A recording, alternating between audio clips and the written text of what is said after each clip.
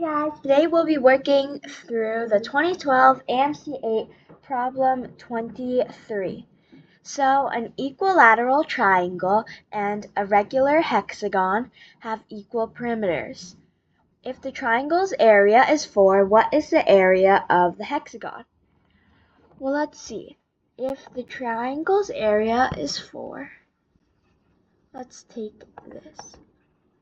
So we have the triangle here. Say if the triangle has side length A, so these are all A, and we know the triangle's area is 4. So we can use the equilateral triangle area formula to find what each side is. We can go into detail more about how we derive this formula, but for now we just use it. So we know the area is equal to root 3 over 4 times a side length squared, which is a squared.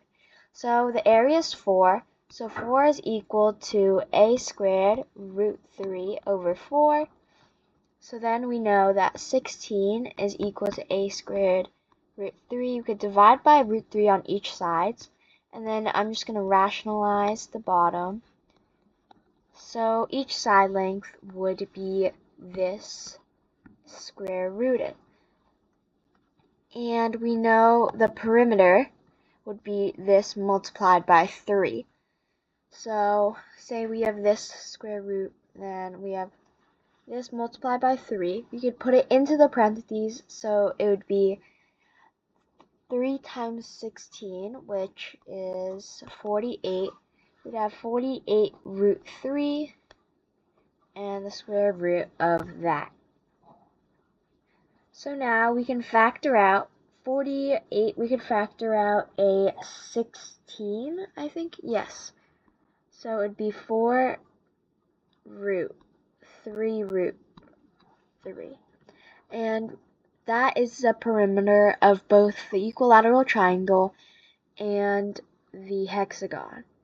So now we have to find the area of the hexagon. Well, we could use the formula for the area of a regular hexagon, and we can also learn how to derive that later, but we could just use it. So the area is equal to 3 root 3 over 2 multiplied by one of the sides squared. So we know this is the perimeter, and we know a hexagon has 6 sides. So each side would be 4 root 3 root 3 over 6. And then we could just do some canceling there. And now we can plug that in, times a squared. So this will be squared. So we'll have this squared and then multiplied by that squared.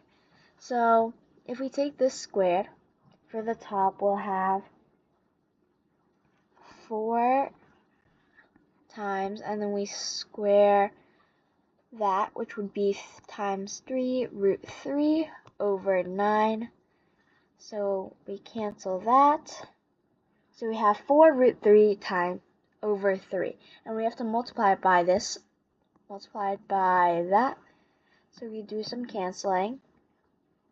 And this is equal to 3. These cancel. So the area would be 6. So let's go back up. So this would lead to answer choice C.